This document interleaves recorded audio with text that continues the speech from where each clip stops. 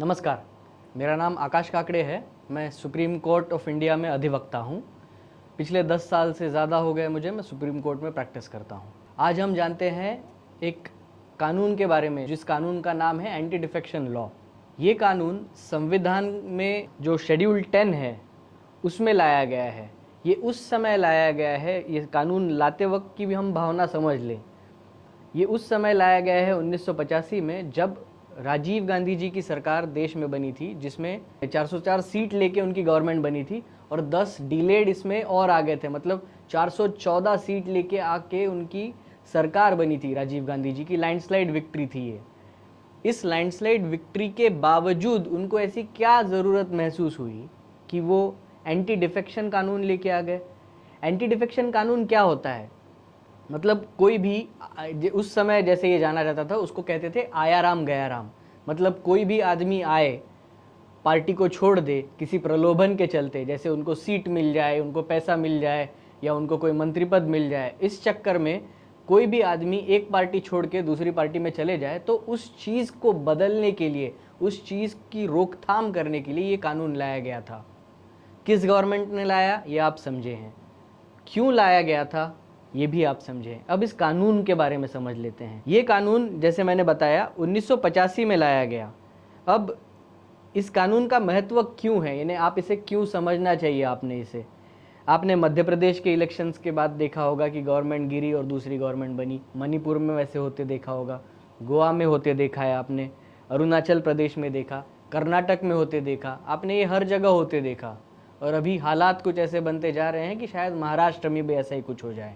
पर इन सब से परे एंटी डिफेक्शन लॉ ऐसा होता है कि पार्लियामेंट के एक प्रिसाइडिंग ऑफिसर होता है। वो प्रिसाइडिंग ऑफिसर डिसाइड करेगा इस एंटी डिफेक्शन लॉ के तहत कि सही में डिफेक्शन हुआ है या नहीं हुआ है। अभी कोई भी पार्टी छोड़ के दूसरी पार्टी में जाए, अभी स्व इच्छा से अगर वो जाते हैं, तो उनको उस चीज़ के लिए प्रताड़ित ना किया जाए, उस चीज़ के लिए उनको पनिश ना किया जाए, इस चीज़ के लिए भी प्रावधान बनाया हुआ है। मतलब जैसे कहा जाता है कि every rule has an exception, वैसे ही इसमें भी कुछ एक्सेप्शंस दिए हुए हैं और कुछ डायरेक्शंस दिए हुए हैं। अभी अगर कोई सदस्य वॉलंटरीली अपनी मेंबरशिप को छोड़ता है, यानी खुद होके एक पार्टी के पद को छोड़ के वो दूसरे पार्टी में जाता है, वॉलंटरीली रिज़ाइन करता है, रेजिग्नेशन नहीं, वॉलंटरीली अगर मेंबरशिप छोड़ता है, जैसे कि रवि नायक के केस में सुप्रीम कोर्ट ने डिसाइड किया हुआ है, उस तरीके से अगर वो वॉलंटरीली अपनी मेंबरशिप छोड़ता है तो उनको इस चीज़ के लिए तकलीफ़ नहीं दी जाएगी। उसी तरह अगर कोई वोटिंग से एब्सटेन करता है, जैसे पॉलिटिकल व्हिप, आपने सुना होगा कि पार्टी ने व्हिप जारी किया। व्हिप मतलब क्या? तो पार्टी ने एक ब्लैंकेट ऑर्डर पास किया है जिसके तहत हर मेंबर को ये करना पड़ेगा, जो पार्टी के लीडरशिप ने डिसाइड किया होगा वो चीज़ करनी पड़ेगी। अभी आपने देखा होगा कि ये जो स्टेट्स के नाम मैंने लिए, वहाँ पे भी व्हिप जारी हुए, बावजूद उसके आपने देखा कि वहाँ पे कुछ वोट्स जो पार्टी चुन के आई उनको ज़्यादा मिले हैं, हालांकि जिस पार्टी को चुन के आना था उस पार्टी से ज़्यादा।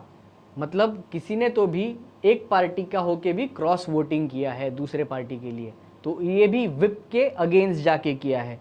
अभी वो बाय डेफिनेशन इसमें बैठता है कि भैया ये डिफेक्शन लॉ के अंडर आता है।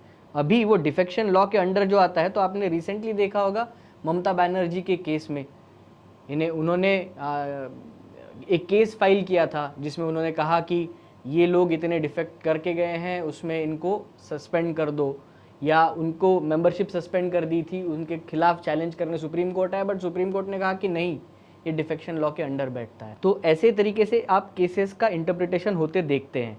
अभी किसी ने भी इंडिपेंडेंट अगर चुन के आया है, उसने पार्टी ज्वाइन कर ली कोई, तो वो भी डिफेक्शन में आएगा। अगर कोई नॉमिनेटेड मेंबर है, वो 6 महीने तक ओथ नहीं लेता है और अचानक लेजिस्लेटर बनने के लिए वो इलेक्शन के पहले आके खड़ा हो जाता है, तो वो भी डिफेक्शन में आएगा।